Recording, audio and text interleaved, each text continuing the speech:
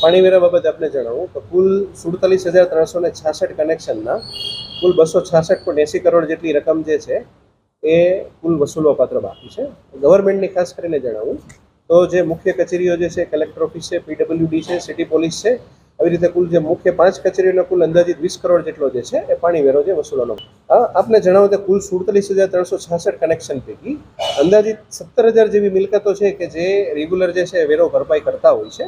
આ મિલકતો એવી છે કે જ્યાં કોઈને પાણીના સંપ કનેક્શન લીધેલા હોય અથવા જૂની કોઈ મિલકતો હોય કે જેમાં પોતાનો મિલકત નંબર જે છે એ કોઈ પણ કારણોસર જે છે પાણીવેરા સાથે મર્જ ના થયેલો હોય, આવી મિલકતો જે છે એમનો રેગ્યુલર વેરો વસૂલવામાં આવતો હોય છે. આ સિવાય અંદાજિત 30,000 જેવી મિલકતો છે કે જેનો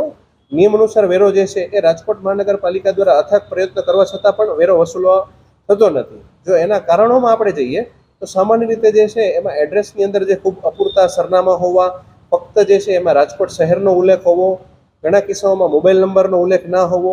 ઘણા કિસ્સાઓમાં જે છે એમાં ટાઉન પ્લાનિંગ શાખા દ્વારા કોઈ પણ મિલકતોનું ડિમોલિશન થઈ ગયું હોય પરંતુ હાલ અમોના કનેક્શન અત્રેના રેકર્ડમાંથી કનેક્શન કેન્સલ ના થયેલા હોય, ક્યારેય જે છે એ રાજકોટ મહાનગરપાલિકા દ્વારા રોડ વાઇડનિંગ કરવામાં આવેલો હોય ત્યારે પણ મિલકતો ડિમોલિશન કરવામાં આવતી હોય છે. તો આવા કિસ્સાઓની અંદર પણ જે છે એ તેઓની વિગત અત્રેની કચેરીમાં મળતી ના હોય તેથી પણ આવા કનેક્શનો રદ થતા નથી. અને ઘણા કિસ્સાની અંદર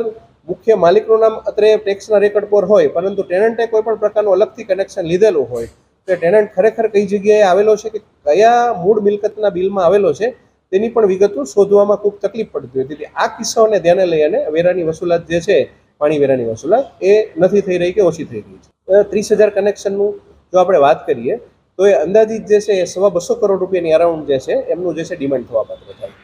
રાજકોટ મહાનગરપાલિકાએ જે છે તબક્કાવાર આનો પ્લાન પણ બનાવેલો છે. પ્રાથમિક તબક્કે જે છે એ અમે તમામ જે મિલકત ધારકોને જે બિલ મોકલીએ છીએ તેવી રીતે જે છે મોટી રકમના બાકીદારોને આ વખતે સાદી ટપાલ તેમજ સ્પીડ પોસ્ટમાં પણ જે છે બિલ મોકલવાનો રાજકોટ મહાનગરપાલિકા દ્વારા પ્રયત્ન કરવામાં આવેલો હતો.